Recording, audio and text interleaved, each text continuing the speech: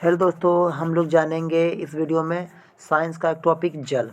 जल एक ऐसा चीज़ है जिसके बिना हम जीवन की कल्पना ही नहीं कर सकते। सुबह उठने से लेकर शाम को रात को सोने तक हम लोग जल के का उपयोग करते ही करते हैं। तो आज हम लोग जानेंगे कि जल आखिर होता कैसे और बनता कैसे। तो आप सब लोग जानते हैं कि जल जो होता है, जल का सूत्र होता है H2O। जल का सूत्र क्या होता है? H2O। तो जल का सूत्र होता है H2O। तो इसे मैं आपको थोड़ा सा वाइट कलर से लेके देखता हूँ ताकि आपको समझ में आए। तो जल का सूत्र होता है H2O। क्या होता है? H2O। और यहाँ पे दिखाई देगा, जैसे मैं जो कोई दूसरा कलर ले लेता हूँ ताकि आपको स्पष्ट दिखाई दे यहाँ से। ठीक है। तो जल का सूत्र होता है H2O। जल का सूत्र H2O, यानी कि हम बोल सकते हैं कि दो हाइड्रोजन अगर मिलते हैं, दो हाइड्रोजन मिलते हैं और एक ऑक्सीजन मिलते हैं तो जल बनता है। तो जल की बात करें तो जल के तीन अवस्था होते हैं: ठोस, द्रव, गैस। यानी कि अगर हम बात करें, जल तीनों रूपों में रख सकते हैं, ठोस, द्रव, गैस में रख सकती है। ठीक है। उसके बाद आगे पढ़ते हैं और सीखते हैं। देखिए, अगर हम बात करें पृथ्वी का, अगर पृथ्वी की बात करें तो लगभग मान लीजिए अगर 100%, अगर मान लीजिए पृथ्वी पर अगर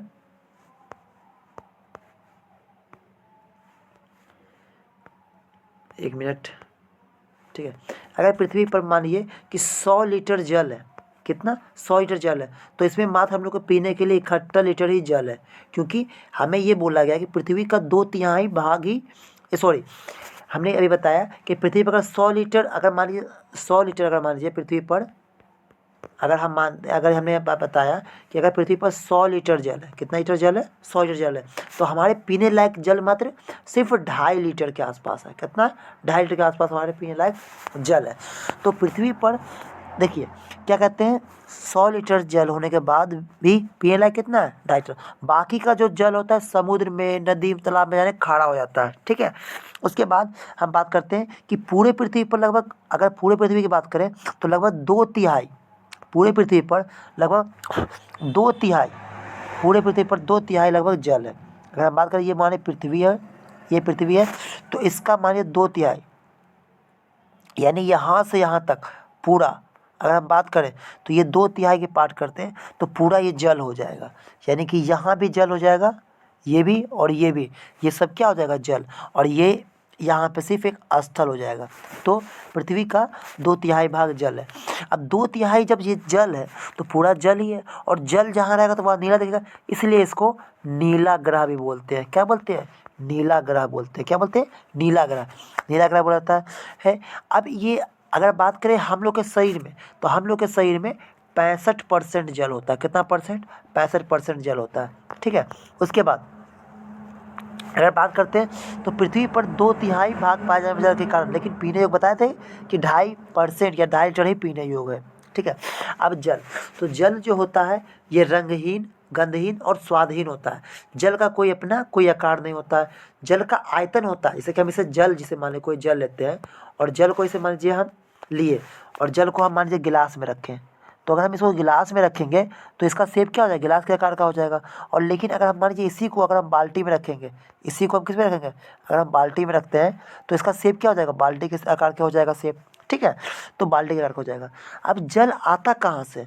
तो जल तो अगर हम बात करें नदी से, तालाब से, कुआं से आता है। लेकिन अगर हम बात करें मुख्य स्रोत, तो जल की अगर हम बात करें, मुख्य स्रोत की बात करते हैं, अगर हम जल के मुख्य स्रोत की बात करते हैं तो जल का जो मुख्य स्रोत होगा ये होगा नदी। जल का मुख्य स्रोत की बात करते हैं तो मुख्य स्रोत की बात करेगा तो हो जाएगा वर्षा।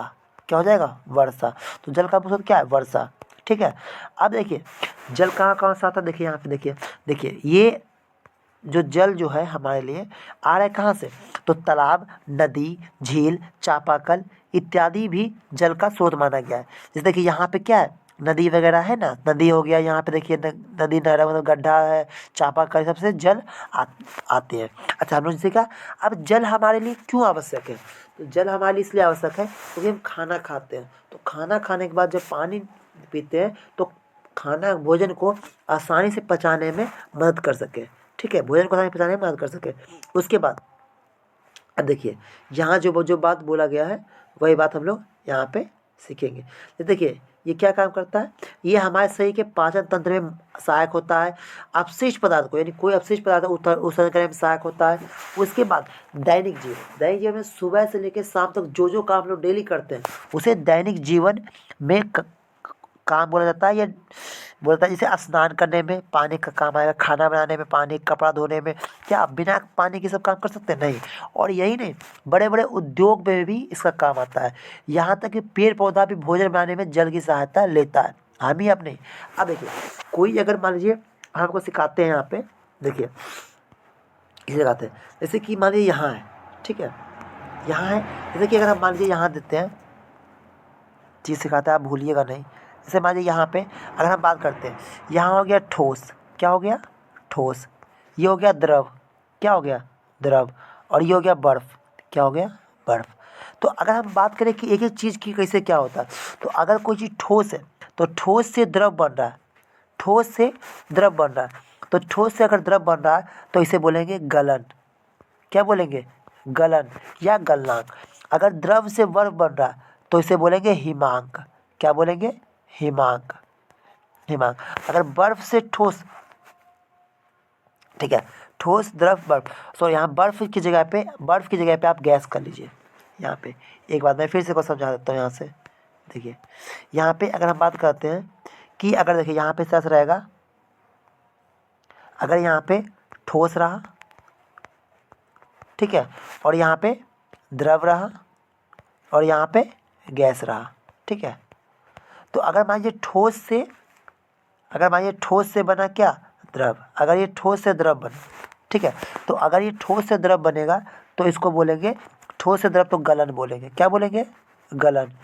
और अगर मान लीजिए अगर ये द्रव से गैस बनता है तो द्रव से गैस बनेगा तो इसको बोलेंगे वाष्प, क्या बोलेंगे, वाष्प। और अगर मान लीजिए गैस से ये ठोस बनता है, ठीक है, गैस से ठोस बनता है, यानी गैस से सीधा ठोस बन रहा है, तो इसको क्या बोलेंगे, यहाँ पे देखिए, गैस से ठोस बनेगा तो इसको बोलेंगे निक्षेपण, क्या बोलेंगे, गैस से अगर ये ठोस बनेगा इसको बोलेंगे निक्षेपण, निक्षेपण, निक्षेपण बोलेंगे, ठीक है।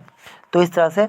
और अगर मान लीजिए इसका उल्टा भी करके हम लोग सकते हैं, लेकिन आप लोग इतना नोट कर लीजिएगा, ठीक है। उसके बाद देखिए, तो द्रव से ठोस बनने की प्रक्रिया को बोलते हैं हिमांक। द्रव से अगर कोई ठोस बन रहा है उसको बोलेंगे हिमांक।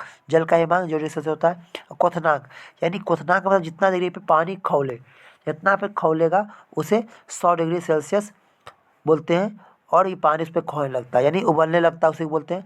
अब बर्फ़ का घनत्व जल के घनत्व से कम होता है, इसलिए बर्फ़ जल में तैरती है। यही नहीं, जितना भी चीज़ तैरेगा, जितना भी चीज़ तैर रही है, सब घनत्व क्या होगा, कम, सबका घनत्व कम होगा, समझ कम होगा। अब क्वथनांक, तो द्रव जिस निश्चित ताप पर उपलब्ध हो जाए उस ताप को क्वथनांक कहते हैं। यानी कि जिस निश्चित ताप पर द्रव जिस निश्चित ताप पर उपलब्ध हो जाए उसे क्वथनांक कहते हैं। अब देखिए, किसी वस्तु का घनत्व जल से अधिक होता है तो वो डूब जाते हैं, और जल का घनत्व उस वस्तु से कम होता है, जैसे कि कील, पत्थर, ईंट टुकड़ा, ये सब क्या होता है, डूब जाता है, ये सब डूब जाता है, ठीक है। उसके बाद जल 2 प्रकार के होते हैं, जल 2 प्रकार होते हैं, एक होता है कठोर जल, एक मृदु जल होते हैं। तो कठोर जल जैसे कि बात करते हैं कि वैसा जल जिसमें कैल्शियम तो मैग्नीशियम में कुछ आंशिक लवण घुले होते हैं, कठोर जल बोलते हैं। और कठोर जल आसानी से झाग नहीं देता है। और मृदु जल जिसमें साबुन आसानी से और शीघ्रता से, यानी कि जिसमें साबुन आसानी से और शीघ्रता से झाग देगा वो मृदु जल होगा, और इसमें साबुन झाग नहीं देगा उसे कठोर जल बोलेंगे। अब जल की अस्थायी कठोरता को दूर करने के लिए हम उसे उबाल देते हैं, या फिर उसमें चूना मिलाने से जल की अस्थायी कठोरता को दूर कर सकते हैं। तो आपसे क्वेश्चन पूछेगा, अस्थायी कठोरता को उबाल सकते हैं या इसमें चूना को मिला सकते हैं। अब जल प्रदूषण, तो जल प्रदूषण की बात करें तो जल में अवांछित हानिकारक को मिल जाना जल प्रदूषण कहलाता है। और जल ही में नहीं, अगर वायु में अवांछित हानिकारक प्रदूषण मिल जाएगा तो वायु प्रदूषण हो जाएगा। अगर ध्वनि में अवांछित हानिकारक प्रदूषण मिल जाएगा तो ध्वनि प्रदूषण हो जाएगा। तो इस तरह से हम बोल सकते हैं कि किसी भी चीज़ में अगर हानिकारक मिल जाता है तो उसे प्रदूषण उसमें हो जाता है, ठीक है। अब जब से कारक, अगर आखिर कारण क्या है, क्या क्या से हो सकता है, देखिए, घरेलू अपशिष्ट या मल मूत्र का जल स्रोत में मिलना, ये होता है। कपड़े धोने के बाद झाग युक्त पानी शुद्ध जल में मिल जाना, झाग युक्त पानी शुद्ध जल में क्या होता है, मिल जाना। उसके बाद खेत के रासायनिक उर्वरकों के प्रयोग से औद्योगिक अपशिष्ट जैसे कारखाना का कचरा नदी में अगर हम प्रवाहित करते हैं तो उससे भी जल प्रदूषण होता है। कभी कभी क्या होता है कि अमोनिया की मात्रा बढ़ जाती है, उससे भी हम लोग का जल प्रदूषण हो जाता है।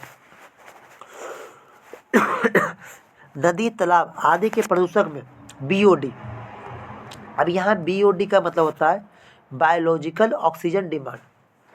बीओडी का मतलब होता है बी ओ डी, बी से बायोलॉजिकल,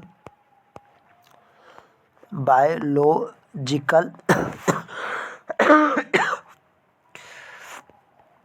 ऑक्सीजन डिमांड, और डी से डिमांड, डी से डिमांड। तो बी से बीओडी का फुल फॉर्म याद रखें, बायोलॉजिकल ऑक्सीजन डिमांड, ठीक है।